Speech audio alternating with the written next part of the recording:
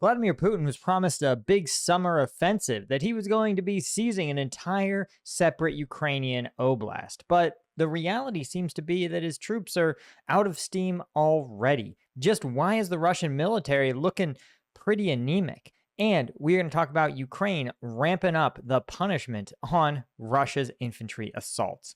I'm Paul, U.S. Army combat veteran. Let's talk about it.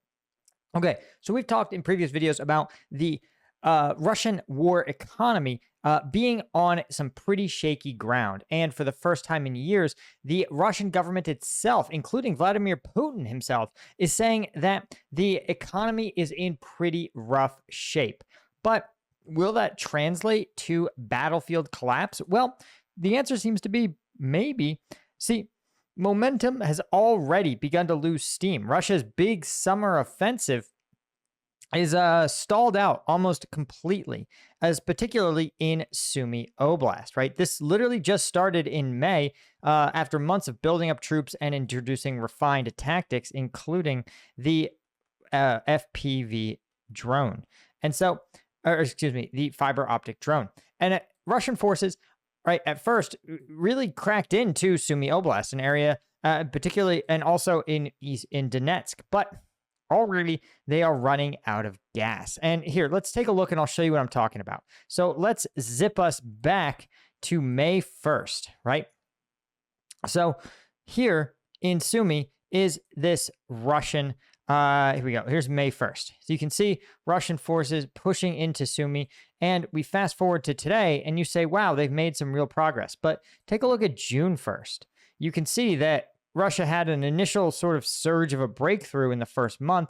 And then a second month, there's been some pretty incremental progress. But look, as we work our way backwards through the days, you can see that in the last week, the only change to the front has actually been in Ukraine's favor. So this is, again, a pretty central effort by the Russian armed forces. And in the last 2 weeks, you've seen really not since 2 weeks ago, have you seen any kind of meaningful gains? And even those gains are pretty mid, right? They've taken basically an outgrowth of forest and a low-lying river, and they've pushed up to a roadway in Yunkivka.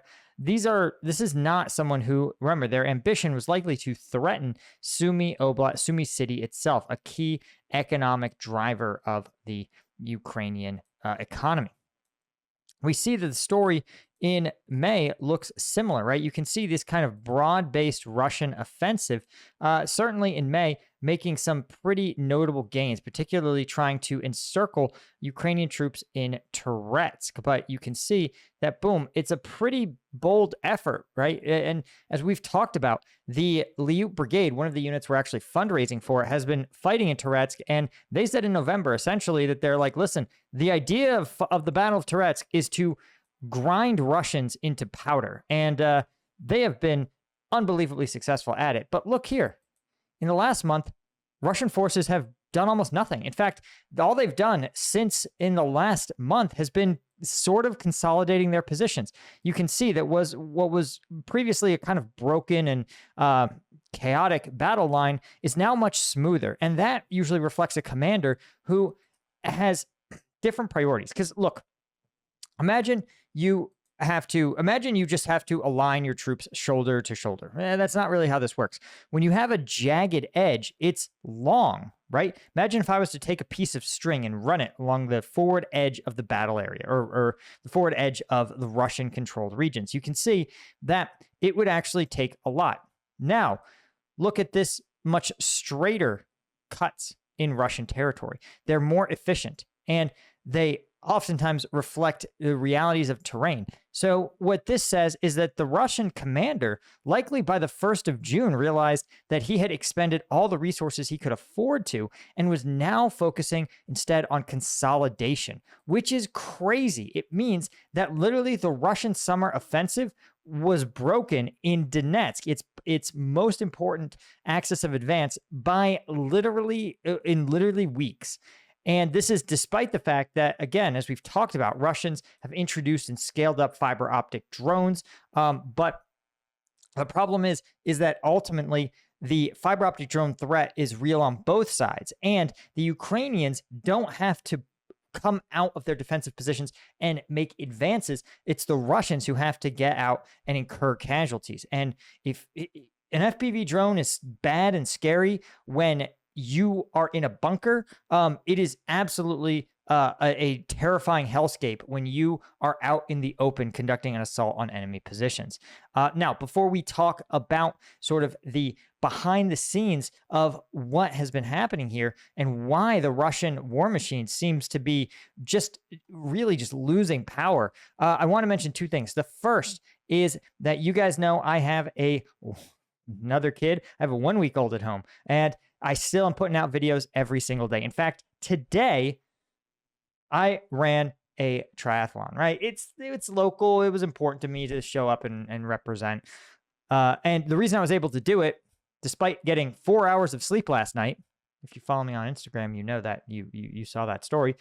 The reason is because, one, my wife is a champ who was like, yes, you can definitely disappear for this afternoon. But two, because I was pumped full of caffeine and no sugar crash. So I was able to go hard for 3 straight hours in the 90-degree heat.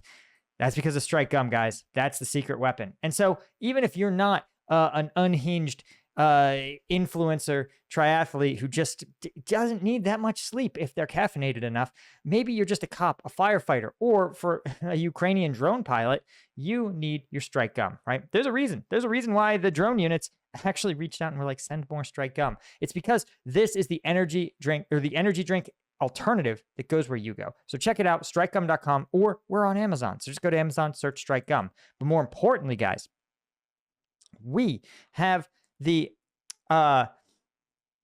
fundraiser for the Ukrainian units, and we are nearly at 25% of our goal, which is crazy. I had no idea that we were going to raise so much money for the 59th, the 22nd, the Ute Brigade, and all these units who are fighting against these fiber optic drones that are unjammable. We're getting them their own fiber optic drones that can do the long-range reconnaissance to find Russian teams and stop the drones at their launch point. We're getting red dot sights that are designed to shoot down drones that these guys can put on their shotguns. We're getting them mobility gear and a lot of nets to cover those key main supply routes and ensure Ukrainian units can approach the battle lines safely. And so, obviously, the 59th hooking us up with a patch for donations. But really, I want to shout out you guys. Some of you guys stepped up in such a big way. Look at this. Anonymous, a $520 donation in memory of a fighter, a friend, and speaker of truth from Hal. Bill, no comment, just throwing down $416.17 and walking away. That's some big energy right there, right? Angus, honored to be able to help Ukraine. Joe Schultz, $200. We'll keep supporting until the invaders are gone, right? Shout out to you guys, man. Truly, there's a reason why when these units are in the tightest spot, when they need these resources today, there is one call the UAO makes, and it's to you guys. It's to us, because they know that we aren't the biggest channel, but we show up because we actually know what's going on. So again, it's an honor to do this with you guys, truly. Okay, so here's what I wanted to talk about kind of the why. We talked in a previous video that Russia has actually cut its bonus payments. Now, normally you'd say, well, they're cutting their bonus payments because they are recruiting enough people to fund their war effort. But I speculated that when you combine that with the fact that the Russians are reaching out to the North Koreans for more fighters and laborers, it's not generally in alignment, right? Clearly, the need is still substantial, but the actual presence of these fighters is, well, a sign that Russia's not getting enough of its homegrown meat. And so this is confirmed actually by the Institute for the Study of War today, where they actually said that the Kremlin reportedly depleted their entire 2025 federal budget allocation in the first 3 months of the year. So the recruitment budget was meant to sustain continued forced generation, i.e., hopeless Russian recruits, for 12 months, and it lasted only 3, right? And so Russia's also ramping up its domestic drone production, and this even the chairman of the central bank said, quote, that Russia has exhausted its free resources. She's referring, of course, to Russia's workforce, because that's what you are in a dictatorship. You're not citizens. You are workers and soldiers that just haven't been squeezed for all your value yet. Their production lines, import substitution capacities, and the reserves of their national welfare fund. Yikes. Sorry, Grandma. Sorry, Babushka. That money has to go to building more AKs for the meat waves. And of course, they've drained Russia's banking sector. So this, I think, confirms what we've all suspected, that things are not going anywhere near as well for Russia as they might think. And to make the meat assaults even more difficult, Ukraine is following suit with Poland and withdrawing from the landmine treaty. I'm actually shocked it's taken this long because, frankly, as tragic and awful as landmines are post-conflict, the fact that Ukraine has made this fight as long as they have without landmines are a defensive tool. They are an obstacle that you can deploy in order to pin your enemy in place. And what I think is important about the landmines is that, first off, Ukraine is already covered in landmines. All right. Russia has deployed them. They deployed them for kilometers deep to stop the Ukrainian counteroffensive in 2023. So it makes sense now that the Ukrainians are trying to stop the Russian offensives, and landmines are going to be a key step to that. But what's going to make them brutal is that in order to clear landmines, you have to do mine clearance. And that involves bringing people up and having them stay in these mined areas for long, long, long periods of time, right? It's a very slow process.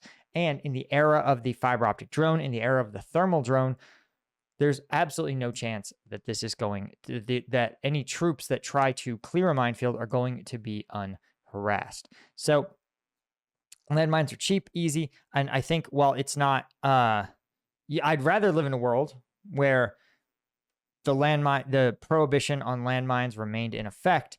I'd also rather live in a world where, Russia didn't invade Ukraine. And if Vladimir Putin had just stayed in the Kremlin, then we wouldn't have this problem at all. Again, this is something that I'm shocked. Honestly, I'm shocked it hasn't happened already. And I think it reflects a sense from the Ukrainians that pinning the Russians into place with landmines and then finishing them with drones, creating the barrier zone that has been discussed as part of a Ukrainian strategy to essentially create a 10 to 20 kilometer wide zone that says, listen, no civilians go here, no Ukrainian troops, any living thing, any Russian military that is detected is automatically swarmed with drones. The area is covered with landmines. It's like a one-way DMZ, right? Building like a Korean DMZ, but the Ukrainians unilaterally are saying, we're building it, and you can try to remilitarize our demilitarized zone, but it's going to go very badly.